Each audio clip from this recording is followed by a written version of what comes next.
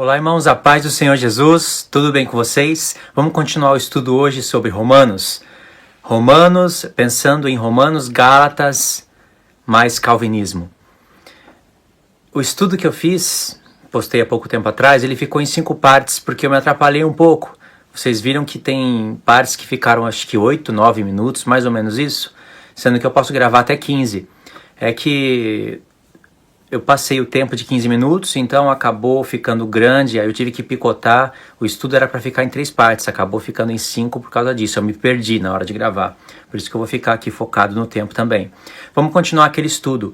Vocês lembram, não faz muito tempo, então fica bom para continuar o estudo. Vocês lembram que no comecinho da primeira parte eu falei que ia começar por Romanos 3, só que eu disse que ia ser uma introdução para uma introdução, ia ser grande, né? Falei várias coisas, citei vários textos. Falei sobre o calvinismo, voltei para falar um pouquinho de Romanos, de Gálatas. Não tem como falar tudo de uma vez só, não tem como explicar todas as coisas e começar já na leitura. Eu queria que os irmãos entendessem já o pensamento. Muitos já estão lendo Romanos, Gálatas, já conhecem muito o que o calvinismo diz. Então eu pude falar para os irmãos tranquilamente. Agora eu quero ler, lembra que eu falei que a gente ia ler? Eu vou ler algumas coisas em Romanos e nós vamos ficar mais focado em Romanos, no contexto da época na qual Paulo escreveu a carta. E de vez em quando dá para ir para Gálatas, mas vamos entender alguns pontos importantíssimos em Romanos, que desbloqueando esses pontos fica mais fácil para você ler a carta toda. Claro que de vez em quando eu vou tocar no calvinismo, porque não tem como ler essas 2 cartas e não falar do calvinismo, uma vez que é eles que falam que vida eterna, uma vez dada para você, você não pode perder, salvação não se perde, e usam alguns textos até de Romanos, de Gálatas, às vezes até Hebreus, mas são textos descontextualizados, né? Uma edição feita nas cartas do apóstolo Paulo, criando praticamente um novo evangelho, coisa que Paulo jamais pregou. Ok? Irmãos, nós vamos ler Romanos 3, mas vocês vão ver que complexo, que difícil de explicar. Tem paciência que a primeira parte do vídeo vai ser só para explicar algumas perguntas de Romanos 3. É complicado, a primeira parte do vídeo vai ser só para isso. Mas desbloqueando essa pergunta, por isso que eu escolhi Romanos 3, as outras perguntas elas vão ficar mais fáceis de interpretar, tá certo? Então guarda aí paciência na primeira parte, depois a gente consegue ir rapidinho para os demais pontos da carta. Romanos 3. Por que eu escolhi Romanos 3? Porque é o primeiro capítulo onde ele vai começar a fazer perguntas. Antes de ler, eu já vou falar agora, porque senão eu vou ter que ler um pouquinho e parar. Na carta de Romanos e na carta de Gálatas, vocês vão ver uma coincidência muito grande. Embora Romanos seja maior, Gálatas seja menor, uma coincidência muito grande por causa das expressões obras da lei, debaixo da lei, coisa que eu já expliquei no vídeo passado, mas também alguns textos bem parecidos. Por exemplo, o que Paulo fala em Gálatas, às vezes ele não usa a mesma frase, mas ele fala a mesma coisa em Romanos. Não dá para dar todos os exemplos agora, eu vou dar depois, porque eu quero ler. Mas essas 2 cartas têm que ser estudadas juntamente. Então você vai ver que tem perguntas que o apóstolo Paulo coloca nessa carta. E tem perguntas que ele também coloca em Gálatas. Mas quando você analisa as perguntas, vocês vão ver que são perguntas tendenciosas. As perguntas, elas têm vários objetivos. Mas quando você entende o porquê que foi feita aquela pergunta, aí você está entendendo o assunto dele. Se você não entende, se eu perguntar para você por que Paulo fez essa pergunta aqui, e você não souber explicar o porquê, quer dizer que você já leu o capítulo, está lendo o capítulo 3 e esqueceu do 2. Está lendo o capítulo 6 e já esqueceu do 5. Então o apóstolo Paulo é um homem inteligente, ele pensa em várias coisas simultaneamente na hora que ele estava escrevendo a sua carta, ainda mais pela experiência que ele estava vivendo na época. Então são perguntas tendenciosas, perguntas que se ele não tivesse feito aquela pergunta, as pessoas iriam torcer o ensino dele pela carta. Então, pensando tanto em judeus que estavam na primeira aliança e queriam ler a carta, como gentios que estavam na primeira aliança e iriam ler a carta. Não tinha somente judeus na primeira aliança. Tinham gentios já convertidos à lei de Moisés, fazendo parte de toda a lei, com toda a aparência de judeu, de maneira que alguém olharia para a pessoa e não saberia de onde que ela veio. E isso dá para ver em Atos, em Filipenses, em Efésios, em várias cartas. Se você nunca prestou atenção nisso, faltou mais atenção na hora de você ler. tá certo? Então nós vamos pegar isso. Então o apóstolo Paulo, sabendo de tudo isso, sabendo que as pessoas torciam os ensinos dele, ele mesmo faz perguntas tendenciosas sobre o seu próprio ensino e logo em seguida ele desfaz essas perguntas em pedaços. Vamos supor que ele está falando tal assunto. Se ele parasse aqui e ele fosse para um outro assunto, as pessoas iriam pegar esse ponto aqui e iria torcer. Isso acontece hoje e acontecia muito naquela época. Então eu vou dar um exemplo para vocês. Romanos 3, você tem que ler com atenção. Olha, qual é, pois, a vantagem do judeu? Ou qual a utilidade da circuncisão? Aí Paulo faz duas perguntas, né? Já aqui no capítulo 3. Aí ele fala muita sobre todos os aspectos, principalmente porque aos judeus foram confiados os oráculos de Deus. E daí, se alguns não creram, a incredulidade deles virá a desfazer a fidelidade de Deus? Cada pergunta dessa, irmãos, tem um objetivo.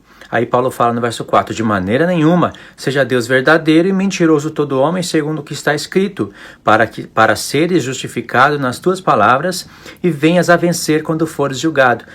Se você está lendo a Epístola de Romano e você leu aqui Paulo falando, segundo o que está escrito, e você nem sabe aonde que está escrito isso, você não está entendendo o que Paulo está falando de maneira alguma. Mas se a nossa justiça traz a lume a justiça de Deus, se a nossa injustiça traz a lume a justiça de Deus, que diremos? Porventura será Deus injusto por aplicar a sua ira? Falo como homem. Ele já colocou, aqui está entre aspas, né? Mas é isso que ele quis dizer, entre aspas, estou falando como homem. Certo que não, do contrário, como julgará Deus o mundo? E se por causa da mentira, da minha mentira, fica em relevo a verdade de Deus para a sua glória, porque eu sou ainda condenado como pecador. Olha que coisa difícil, irmão. Aí ele disse, e por que não dizemos, como alguns caluniosamente afirmam que o fazemos? Ou, e porque Paulo está perguntando, e por que não dizemos, como alguns caluniosamente afirmam que dizemos e que fazemos? Aí tem 2 pontos. Praticamos males para que venham bens. A condenação deste é justa. Mas, irmãos, eu sei que eu não expliquei o verso número 1, só que eu tenho que explicar o verso 8 primeiro.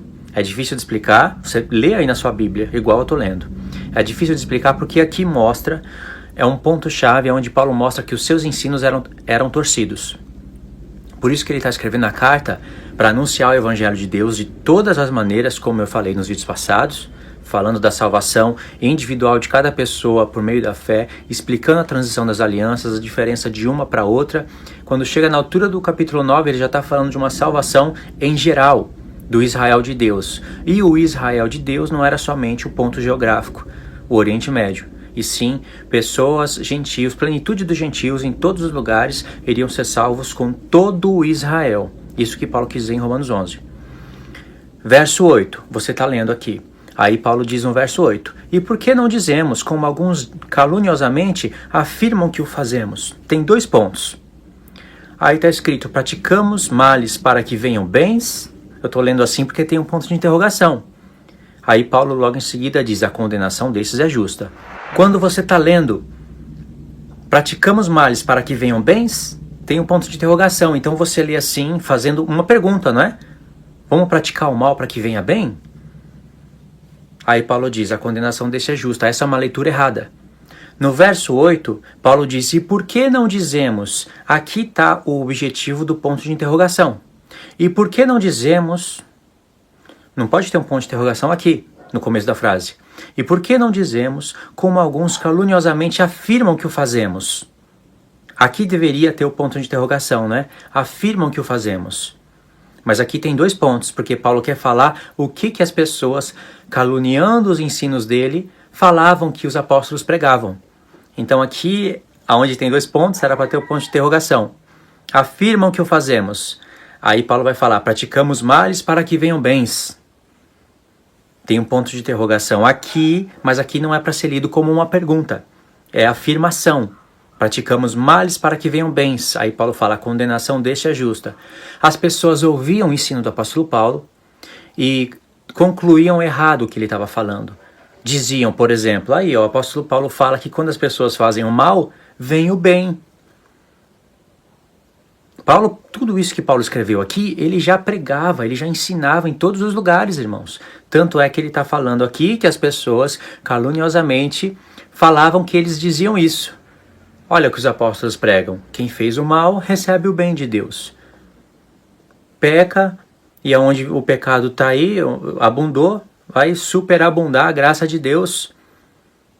É isso que o apóstolo Paulo está falando. Em Romanos 5 a gente consegue entender melhor esse assunto. Paulo fala que por um homem entrou o pecado, e pelo pecado entrou a morte, e como todos pecaram, todos morrem, ou todos morrem porque todos pecam. E ele começa a desenvolver o assunto e fala: aonde o pecado é abundante, também superabundou a graça de Deus. Aí as pessoas caluniavam os ensinos dele, mas Paulo não queria dizer isso de maneira alguma. Então Paulo falou que isso é uma calúnia e a condenação destes é justa, porque ele nunca ensinou para os gentios que eles fizeram o mal, e aí veio a graça de Deus, independente de lei de Moisés ou não, e superabundou sobre eles. Por isso que Paulo está falando isso. Agora você vai entender essa parte com a explicação do verso 1. É difícil, irmãos, mas desbloqueando isso daqui, a epístola fica mais fácil. Romanos 3, verso 1. Qual é, pois, a vantagem do judeu? Ou qual a utilidade da circuncisão? Duas perguntas. Se o apóstolo Paulo não fizesse essa pergunta aqui, e ele mudasse de assunto ou continuasse um outro ponto, as pessoas iriam ler o que ele falou um pouquinho antes no capítulo 2, porque mudou o capítulo, mas não mudou a ideia dele. Pode ter até epígrafe aqui, ó. Paulo responde objeções. Mas não mudou a ideia. Então as pessoas iriam ler o que ele falou em Romanos 2, ali no finalzinho, e iriam distorcer, iriam concluir errado. Então o que aqui seria, aqui é uma pergunta, mas o que seria uma pergunta, na verdade, na boca das pessoas seria uma afirmação. Olha aí, Paulo está dizendo que não tem vantagem nenhuma em ser judeu.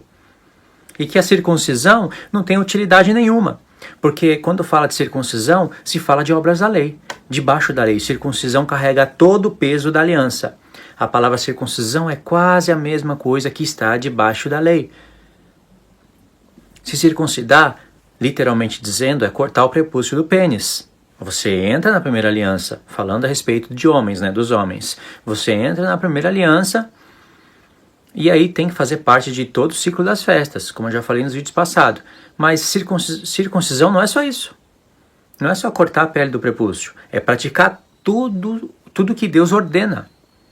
Entende? E quem pratica, quem se circuncida para entrar nas festas e praticar tudo que Deus ordena, faz obras da lei, trabalhos da Torá. E quem faz isso está debaixo da lei. Entende? Então, o que Paulo ensinava... Vamos ler, vamos voltar aqui, é difícil. Mas por não entender isso, existe calvinismo. Por não entender isso. Então é mais fácil ler livros de Calvino, de fulano, de sei lá quem, e ficar vendo vídeos do que interpretar a epístola. Porque é aqui nesses contextos, aqui nesses textos, que vai aparecer a palavra salvação, justificação, vida eterna, salvos não por obras. Aqui nesses contextos.